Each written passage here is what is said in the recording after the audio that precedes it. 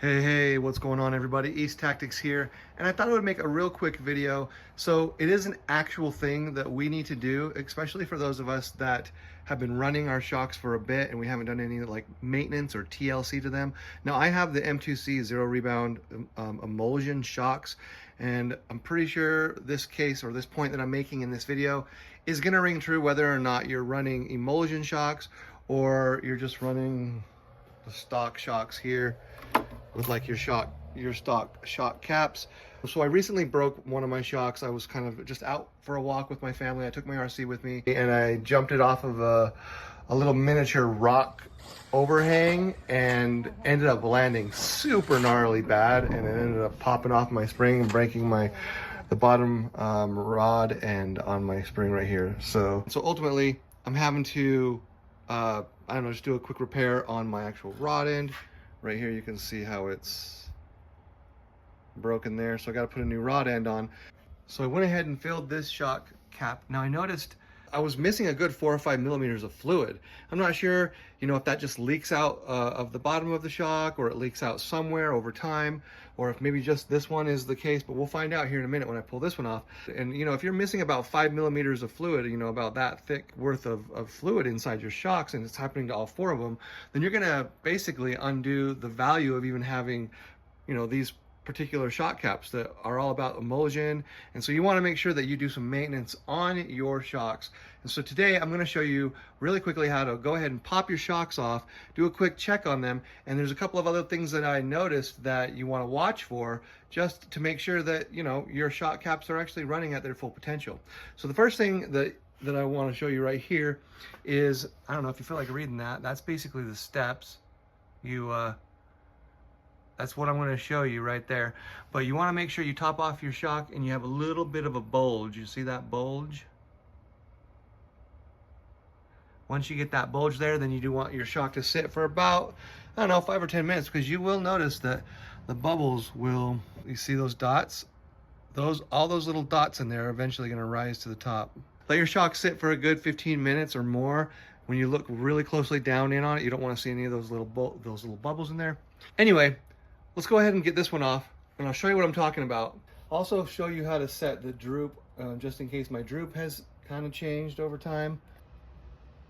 Yeah, I can tell you right now that my droop is no longer set properly with this, because in order for me to line back up, I should have to squeeze my shock in a bit. So, okay, so many of you may know that I run special shock springs. These are a 1631 spring. Watch this video if you want to get the details. If you look at this spring right here compared to the stock spring, yeah, that's because my rig that you're looking at back here weighs 16 pounds versus, what is it from stock? It's like 12 pounds.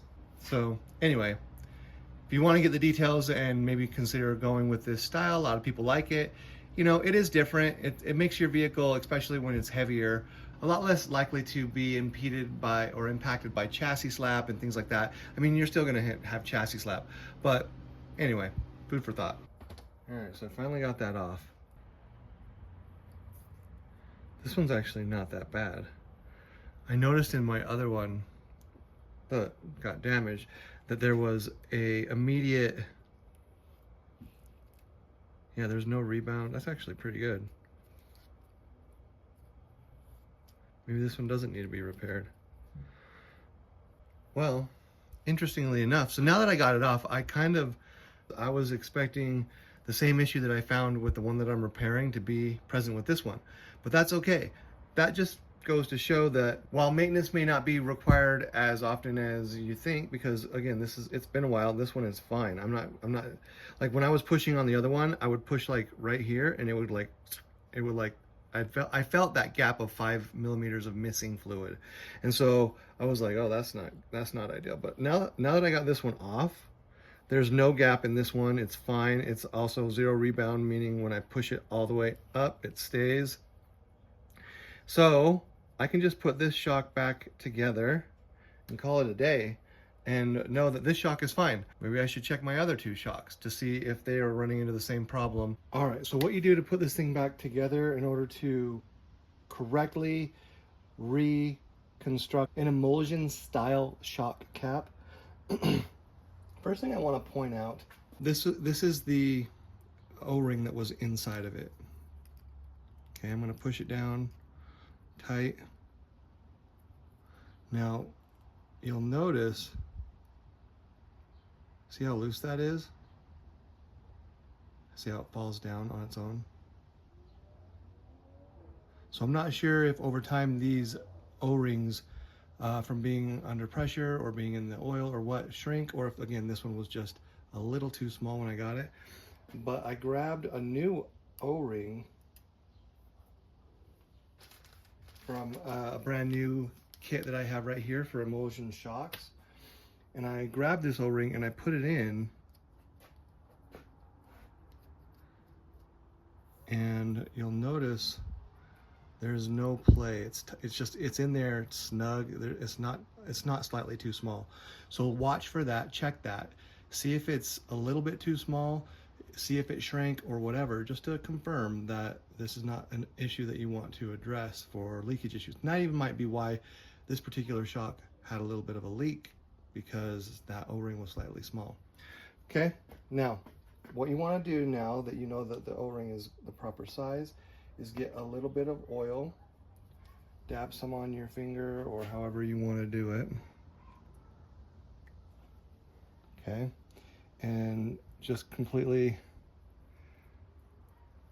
saturate the O-ring.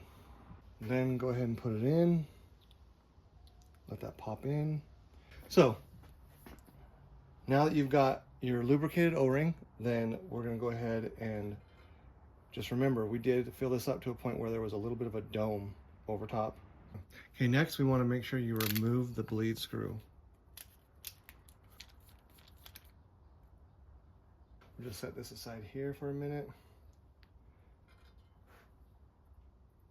Okay, keep it perfectly level, and then slowly screw this thing on. Make sure that the threads align right. Now what I like to do is I like to tighten and then back off, tighten again, back off a little.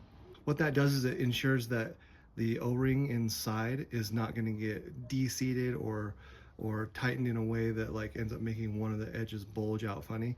So by tightening hand tight and then backing off a little, and then tightening a little bit more hand tight, backing off a little, and then going as full hand tight as you can go. Okay, lastly, we're going to want to, whatever position it's in, let's say it's at, let's say you see that little dot right there, right? Now we want to tighten it to where it's on the opposite side of that dot. So that means a full turn.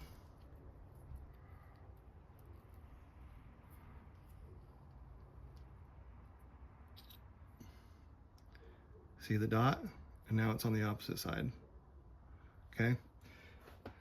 So it's pulled down all the way. Now what we're gonna do, get yourself a paper towel or something like that, and we're gonna put it up against the edge here. Then we're going to push the shock all the way up slowly, and we're gonna bleed it out. You'll notice that eventually, yep, see, it starts coming out some, not a whole lot, surprisingly. Hold it tight. Make sure it's squeezed all the way tight, clean it off.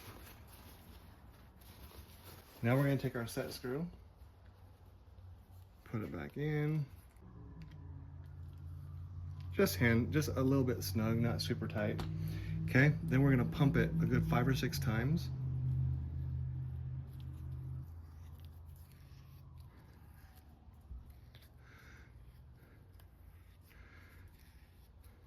That basically gets the air inside of it, and that's how emulsion shocks work, essentially.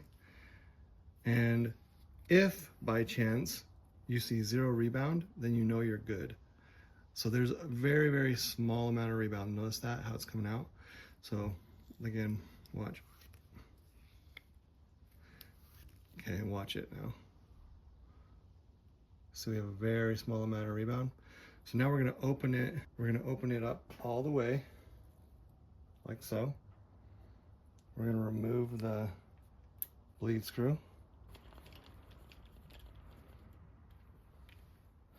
Set that aside, get our paper towel, set it along the edge there, and with it all the way open, We're gonna slowly squeeze it shut all the way, 100%. See, now you see a little bit more came out and it had bubbles in it. Okay, wipe that up. Attach our bleed screw. This time we can crank it down just a little tighter because I'm pretty confident it should be golden. So now clean it up a little bit and give it a good 5 or 6 pumps.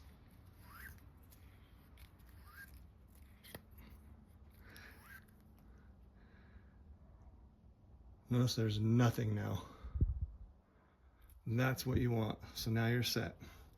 Well, so at the end of the day, I broke this shock. It turned out being missing 5 millimeters of fluid. It might have been because the gasket in there was slightly small, and I was more so under the impression that, hey, I better check all my shocks, because I'm thinking if this one's 5 millimeters short, then they're probably all missing fluid, right?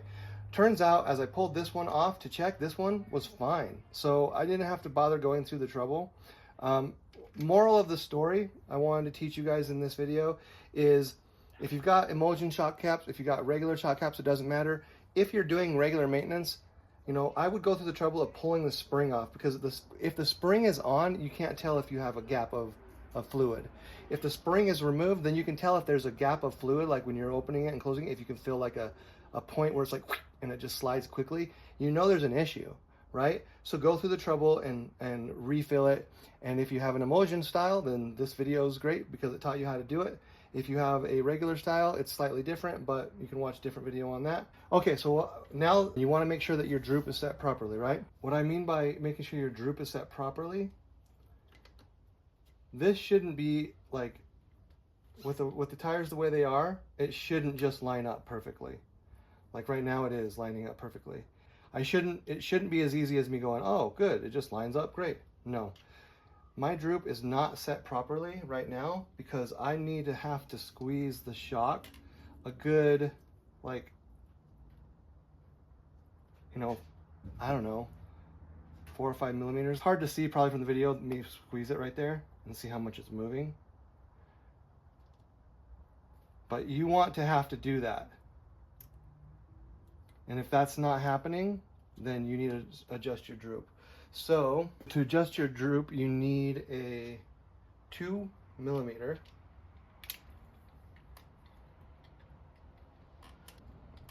Sometimes you have to kind of move the arm up and down to find that spot where it sinks in. Okay.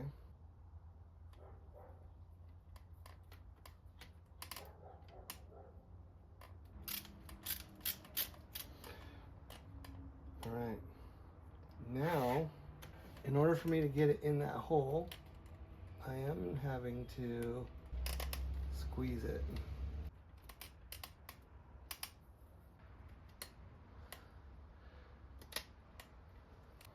All right. Now you'll notice I have to squeeze it to get her in. And while the squeeze does make it more difficult, you want it. So we are back in business. Thanks for watching this video, guys, and make sure you hit the like button on this video. And if you have not subscribed to my channel, be sure to hit that subscription button for me, and stay tuned for more tactics coming from East Tactics. Out.